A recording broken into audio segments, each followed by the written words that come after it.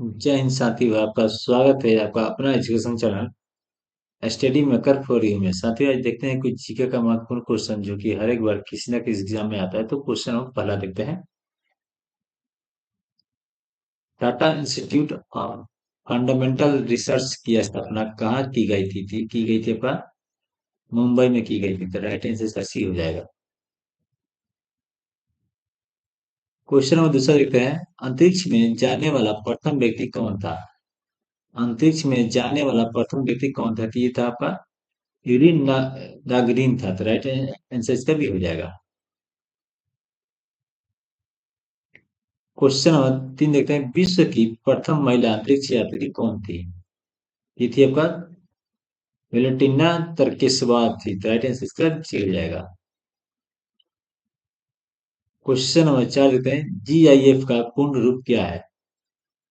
GIF का पूर्ण रूप क्या है? तो इसका नाम है graphic interchange format. Right answer इसका ये हो जाएगा। क्वेश्चन नंबर 5 देखते हैं। लेजर द्वारा किस प्रकार का विकिरण उत्पन्न होता है? ये होता है आपका उत्तेजित विकिरण होता है। तो राइट आंसर इसका भी हो जाएगा।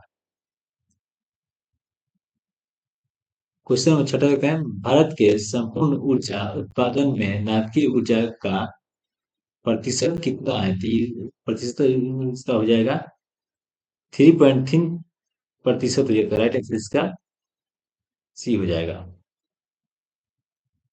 क्वेश्चन नंबर 7 देखते हैं। वायु का विशिष्ट ताप किस गुण के बढ़ने से बढ़ता है? वायु का विशिष्ट ताप किस गुण के बढ़ने से बढ़ता है? तो ये बढ़ता है आपका दाब से। तो राइट आंसर इसका ये हो जाएगा। क्वेश्चन नंबर 8 देखते हैं। निर्वात में मोमबत्ती कि ज्वाला का आकार कैसा होता है? तो ये होता है आपका गोलाकार होता है। तो राइट आंसर इसका भी हो जाएगा।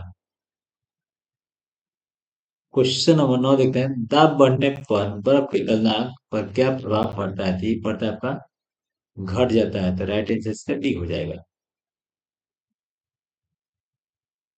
क्वेश्चन नंबर 10 देखते हैं।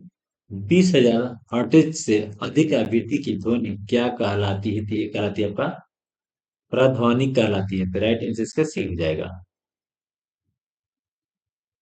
क्वेश्चन नंबर 11 देखते हैं। गैस में उत्पन्न ध्वनि तरंग किस प्रकार की होती है? तो ये होती है आपका अनुदैर्ध्य तरंगे होती है। तो राइट आंसर इसका बी हो जाएगा। क्वेश्चन नंबर 12 देखते हैं। डपलर प्रभाव किससे संबंधित है? डपलर जो प्रभाव है किससे संबंधित है? तो ये आपका ध्वनि से। तो राइट आंसर इसका बी हो जाएगा। क्वेश्चन नंबर 13 देखते हैं। प्रकाश तरंग की गति की तुलना में रेडियो तरंगे की गति कैसी होती है? तो ये होती है आपका परावर्तन। तो राइट आंसर इसका सी हो जाएगा। क्वेश्चन नंबर 14 देखते हैं। किसी माध्यम में ताप बढ़ने पर प्रकाश का वेग परिवर्तित रहता है। तो राइट आंसर इसका सी हो जाएगा। क्वेश्चन नंबर 15 देखते हैं। सूर्य के प्रकाश में पराबैंगनी किरणें को कौन सा अवशोषित करता है? तो ये करता है आपका ओजोन परत करता है। तो राइट आंसर इसका बी हो जाएगा। क्वेश्चन नंबर 16 देखते हैं। जब वायु की गति बढ़ जाती है तो दाब पर क्या प्रभाव पड़ता है? तो ये पड़ता है पर घटता है। तो राइट आंसर इसका बी हो जाएगा। क्वेश्चन नंबर 17 देखते हैं। दंत चिकित्सक किस दर्पण का प्रयोग करते हैं? दंत चिकित्सक जो किस दर्पण का प्रयोग करते हैं? तो ये करते हैं आपका अवतल दर्पण का प्रयोग करते हैं। तो राइट आंसर इसका बी हो जाएगा। क्वेश्चन नंबर 18 देखते हैं। प्रकाश रेडियो तरंगे और एक्सरे किरण किस प्रकार के विकिरण है? तो ये आपका विद्युत चुम्बकीय विकिरण है। तो राइट आंसर इसका सी हो जाएगा। क्वेश्चन नंबर 19 देखते हैं। प्रकाश का कंडिक का सिद्धांत किसने दिया? ये दिया था आपका न्यूटन ने दिया था। राइट आंसर इसका सी हो जाएगा। क्वेश्चन नंबर 20 देखते हैं। समतल दर्पण द्वारा किस प्रकार की प्रतिबिंब बनता है? तो ये बनता है आपका आभासी बनता है। तो राइट आंसर इसका सी हो जाएगा। क्वेश्चन नंबर 21 देखते हैं। प्रिज्म द्वारा किस रंग का विचलन सर्वाधिक होता है? ये होता है वैज्ञानिक का होता है। तो राइट आंसर इसका डी हो जाएगा।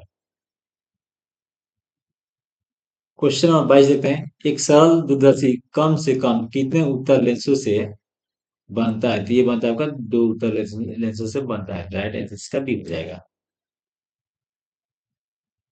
क्वेश्चन नंबर 23 देखते हैं। लाल कमल का फूल हरे प्रकाश में कैसे दिखाई देगा? और लाल कमल का फूल है जो उसको हरे प्रकाश में देखा जाएगा तो कैसे दिखाई देगा, तो ये दिखाई देगा आपका काला दिखाई देगा, तो राइट आंसर इसका डी हो जाएगा।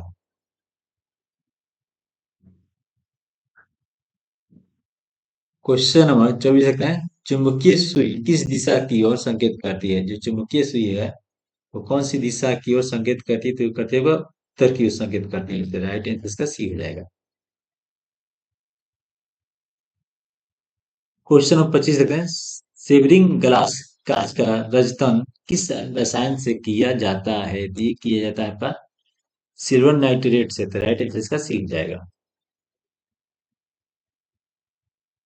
क्वेश्चन नंबर 26 देखते हैं, यदि वायुमंडल नहीं होता तो आकाश का रंग कैसा दिखाई देता? ये दिखाई देता आपका काला दिखाई देता, तो राइट आंसर इसका टी हो जाएगा।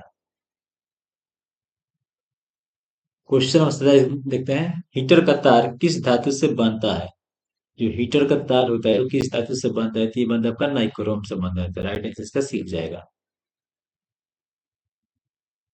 क्वेश्चन नंबर 28 देखते हैं, श्वसन योग्य सूक्ष्म कणों का आकार कितना होता है?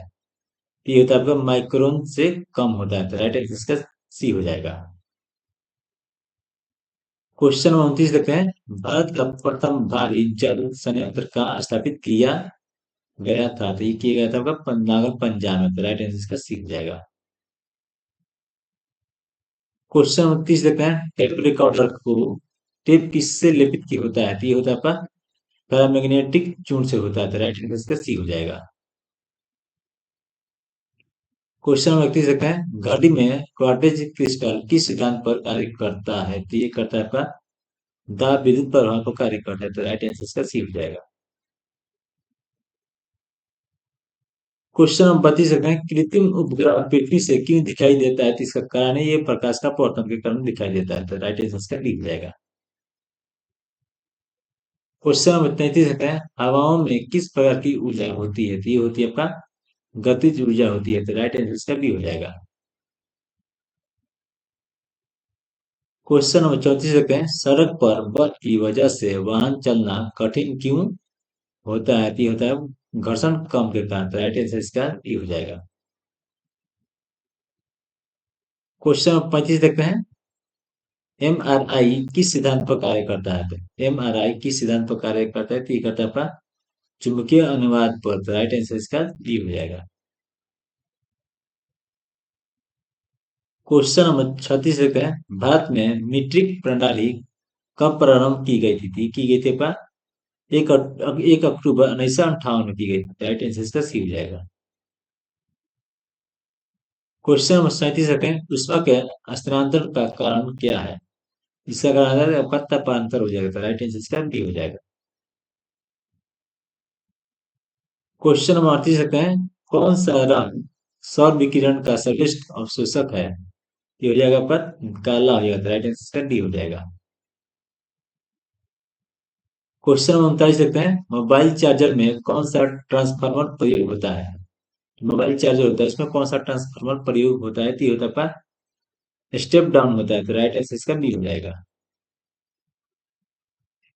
क्वेश्चन नंबर 40 देखते हैं, मानव के लिए सबसे हानिकारक विकिरण कौन सा है? तो ये आपका गामा किरण है, तो राइट आंसर इसका सी हो जाएगा। तो वीडियो कैसा लगा कमेंट कीजिए और चैनल को सब्सक्राइब कीजिए। जय हिंद।